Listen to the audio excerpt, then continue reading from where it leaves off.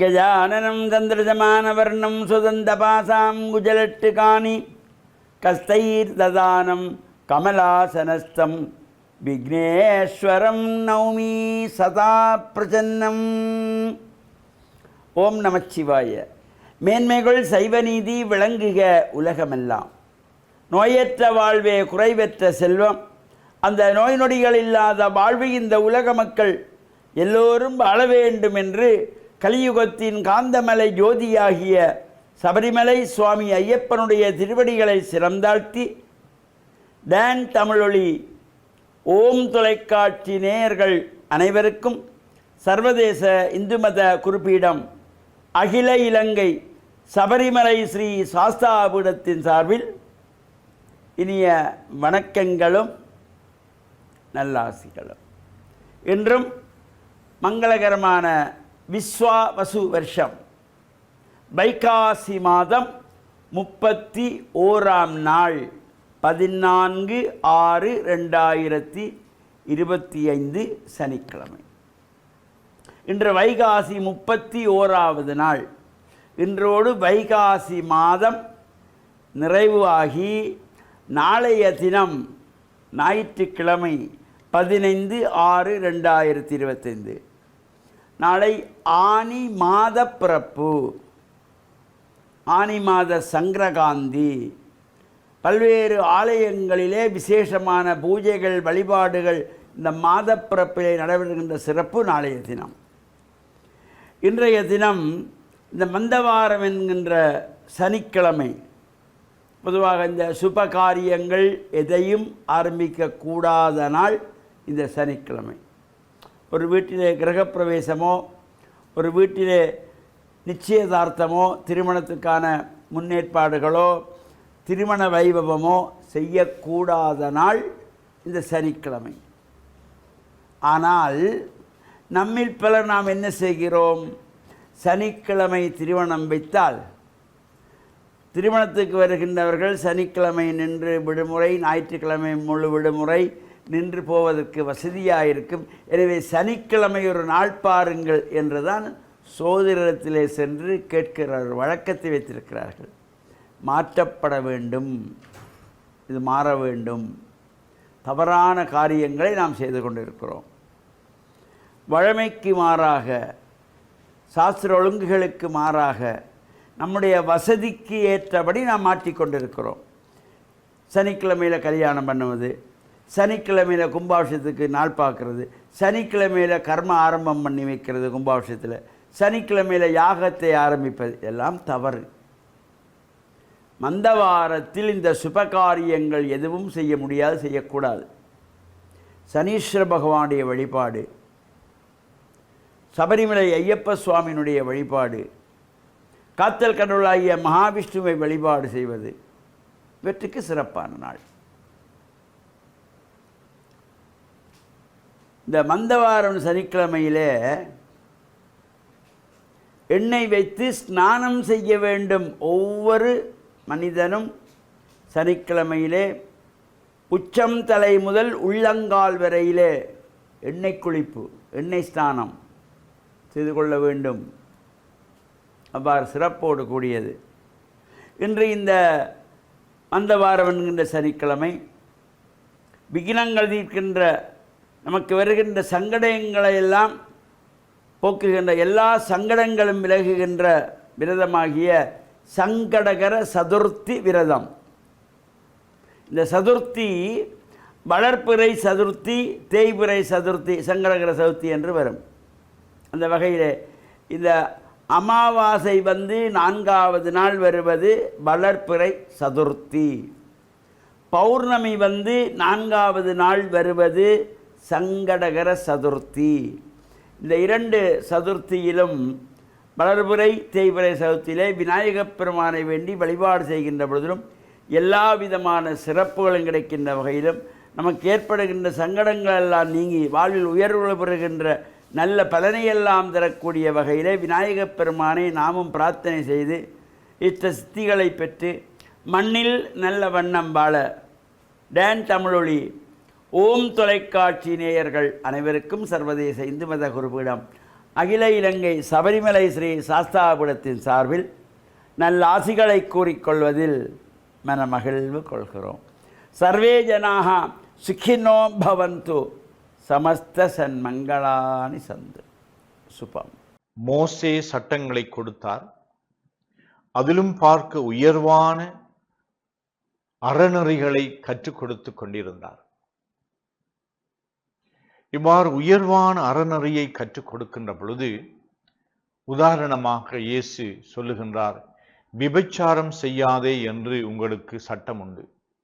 ஆனால் நீங்கள் ஒரு பெண்ணை இச்சையோடு நோக்குகின்ற பொழுது நீங்கள் விபச்சாரம் செய்கின்றீர்கள் என்று இந்த சாதாரண நடத்தையில் இருந்து இன்னும் உயர்வான ஒரு அறநெறி வாழ்வுக்கு இயேசு அழைக்கின்றார்.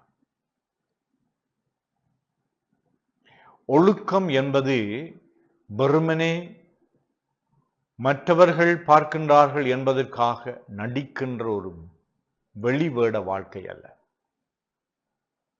உண்மையாகவே எங்களுடைய மனச்சாட்சியின் விளக்கை ஏற்றி இறைவனுடைய சன்னிதானத்திலே நாங்கள் தூயவராக வாழ்வதற்காக முயற்சி தான் ஒழுக்க வாழ்வு.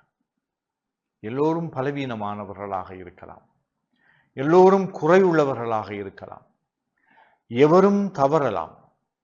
ஆனால் எங்களுடைய எண்ணமும் எங்களுடைய விருப்பம், எங்களுடைய ஆவல், என்னுடைய உள்ளத்திலே இறைவன் தன்னுடைய சாயலாக படைக்கப்பட்ட என்னுடைய உள்ளத்திலே இருந்து இந்த இறைவனோடு இணைந்து ஒரு தூய்மையான வாழ்வை நோக்கி நாங்கள் பயணிக்க எங்களுக்குள்ளே ஒரு உந்து சக்தி கொண்டு செயல்பட்டு கொண்டிருக்கின்றது. நன்மையை தேட வேண்டும் என்று அடிக்கடி நாங்கள் எடுக்க வேண்டிய முயற்சிகள் எல்லாம், தீர்மானங்கள் எல்லாம் ஒன்றில் நன்மையா அல்லது தீமையா என்று நாங்கள் சிந்திக்க வேண்டும்.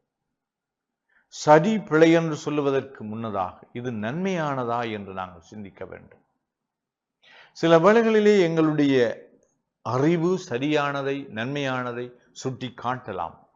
ஆனால் எங்களுடைய செயற்பாடு எங்களுடைய பலத்தை மிஞ்சியதாக நாங்கள் முழுமையாக பலவீனர்களாக வாழுகின்றோம்.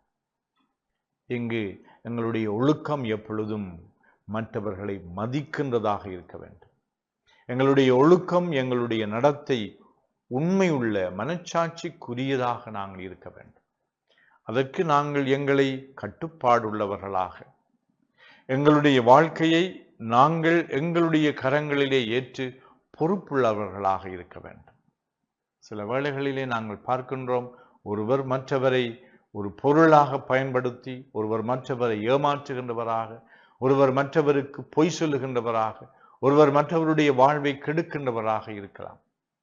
ஆனால் இந்த நாளிலே நாங்கள் எவ்வளவு தூரம் இறைவனுடைய சன்னிதானத்திலே மனச்சாட்சியின்படி வாழுகின்ற நல்ல மனிதர்களாக, எனக்குத்தான் தெரியும் என்னுடைய வாழ்வு நல்லதா கெட்டதா என்று சொல்லி, என்னுடைய மனச்சாட்சியின்படி நான் வாழ்வதற்கு இறைவன் எனக்கு அருள் தர வேண்டும் என்று சொல்லி ஆண்டவருடைய அருளை பெறுவதனூடாகத்தான் நாங்கள் தூய்மையான வாழ்வை வாழ முடியும் என்ற அந்த நம்பிக்கையோடு ஆண்டவரை பார்த்து அவருடைய அருளுக்காக, வல்லமைக்காக, சக்திக்காக மன்றாடுவோம்.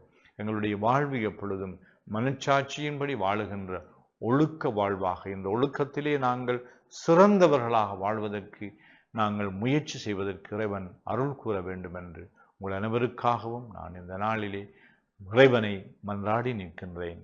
ஆமென்.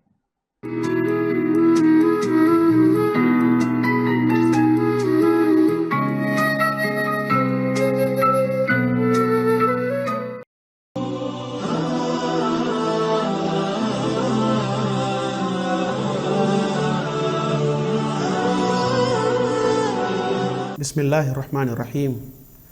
இஸ்லாமிய நற்சிந்தனையோடு இன்றைய தினம் இணைந்திருக்கக்கூடிய நேயர்கள், பார்வையாளர்கள் அனைவருக்கும் அஸ்ஸலாமு அலைக்கும் வரஹ்மத்துல்லாஹி வபரகாத்துஹு. இன்றைய இஸ்லாமிய நற்சிந்தனையில் நபி முஹம்மது ஸல்லல்லாஹு அலைஹி வஸல்லம் அவர்கள் தன்னுடைய குடும்ப வாழ்க்கையில் எப்படி நடந்து கொண்டார்கள், மனைமார்களோடு எப்படி நடந்து கொண்டார்கள், வீட்டு பணிகளில் எப்படியெல்லாம் பங்கெடுத்தார்கள் என்பதை உங்களுடைய கவனத்திற்கு கொண்டு வரலாம் என்று ஆசைப்படுகின்றேன். அன்புள்ள சகோதர சகோதரிகளே, இந்த உலகத்திலே அல்லாஹ்வுடைய தூதர் ஸல்லல்லாஹு அலைஹி வஸல்லம் அவர்கள் அவனுடைய இறுதி தூதராக வந்துதித்தார்கள், ஜனாதிபதியாக பிரகடனம் செய்யப்பட்டார்கள். இந்த சமூகத்தின் தலைவராக ஆட்சி பொறுப்பை ஏற்று மார்க்க ரீதியாக அந்த சமூகத்தை வழிநடாத்துகின்ற பொறுப்பு அவருக்கு சுமத்தப்படுகின்றது. ஆனால் அந்த பொறுப்புகள் ஒரு பொழுதும் குடும்ப வாழ்க்கையை மிகச்சிறப்பாக கொண்டு நடாத்துவதற்கு, குடும்ப வாழ்க்கையில் மனைவிமார்களுக்கு உதவி செய்யாமல் இருப்பதற்கு அவர்களுக்கு அந்த பொறுப்பு ஒரு பொழுதும் தடையாக இருக்கவில்லை. அதனால்தான் இந்த உலகத்திலே மிகச்சிறந்த மனிதன் யார் என்பதை நபிகளார் ஸல்லல்லாஹு அலைஹி வஸல்லம் அவர்கள் இப்படி அடையாளப்படுத்துகின்றார்கள். ஹியாருக்கும் ஹியாருக்கும் லி அஹ்லிஹி வ அன ஹியாருக்கும் லி அஹ்லி.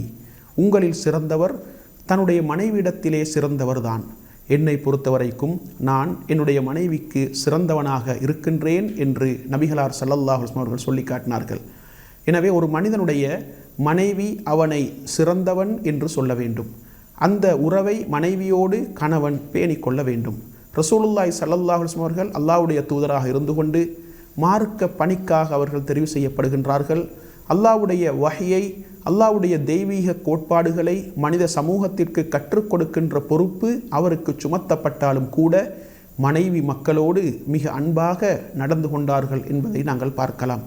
எந்த அளவுக்கென்றால் மனைவிமார்களுடைய உணர்வுகளை கூட புரிந்து கொள்வார்கள், மனைவிமார்களோடு அன்பாக நடந்து கொள்வார்கள், மனைவிமார்களோடு நளினமான முறையிலே நடந்து கொள்வார்கள். தன்னுடைய மனைவி ஆயிஷா ரதியல்லாஹு அன்ஹா அவர்களை பார்த்து சில பொழுதுகளில் அன்பாக ஆயிஷ் என்று அழைப்பார்கள். ஆயிஷா என்று சொல்லாமல் அதை சுருக்கி ஆயிஷ் என்று அழைப்பார்கள்.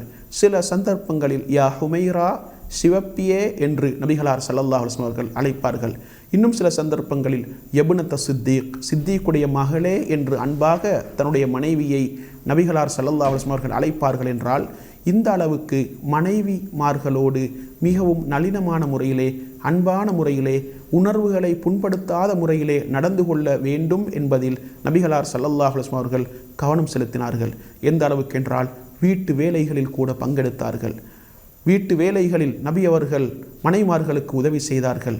தன்னுடைய ஆடைகளை தைத்து கொள்வார்கள், தன்னுடைய பாதணிகளை கூட தைத்து கொள்வார்கள். தொழுகையுடைய நேரம் வந்துவிட்டால் தொழுகைக்கு சென்று விடுவார்கள் என்று ஆயிஷா ரதியல்லாஹு அன்ஹா அவர்கள் நபி அவர்களுடைய அந்த வீட்டு பணிகளை மிகச்சிறப்பாக எங்களுக்கு சொல்லி காட்டுகின்றார்கள். எனவே வீட்டு நிர்வாகத்தை கொண்டு நடாத்துவதில், வீட்டு நிர்வாகத்தின் பொறுப்பாளராக மனைவி இஸ்லாத்தின் மூலம் நியமிக்கப்பட்டிருந்தாலும் கூட அந்த பொறுப்பை அவளுக்கு செய்வதற்கு பக்கபலமாக கணவன் இருக்க வேண்டும் என்ற அந்த கோட்பாட்டை தான் நபி அவர்களுடைய வாழ்க்கை வரலாறு, நபிகளாருடைய குடும்ப வாழ்க்கை எங்களுக்கு தெளிவுபடுத்தி கொண்டிருக்கின்றது.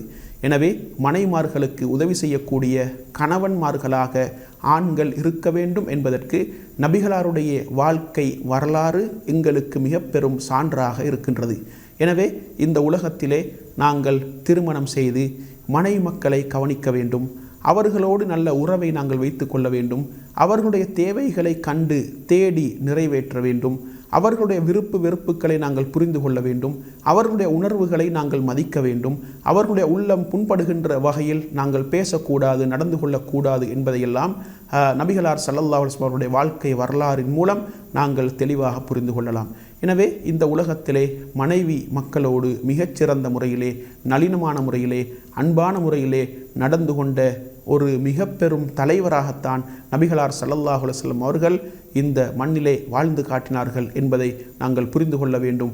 எனவே மனைவி மக்களோடு மிகவும் நளினமான முறையிலே நடந்து வீட்டு நிர்வாகத்திலே மனைவிக்கு ஒத்துழைக்கக்கூடிய கணவன்மார்களாக ஆண்கள் மாற வேண்டும்.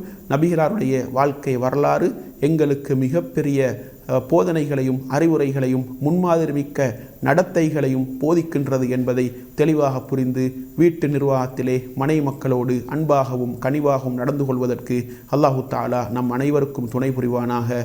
வாஹிர் தஅவானா அனில் ஹம்துலில்லாஹி ரப்பில் ஆலமீன்.